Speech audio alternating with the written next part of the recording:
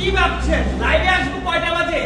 লাইভে আসবো ঠিক সময় 9:10 9:10 আপনারা যারা টিকটক থেকে দেখছেন তারা অবশ্যই ফেসবুক পেজ সম্রাট ফ্রি বাইক ফেসবুক পেজে চলে যান আর লাইভ দেখতে পাবেন এবং সরাসরি এত বাইকের কালেকশন দেখতে পাবেন, প্রত্যেকটা বাইকের দাম জানতে পারবেন।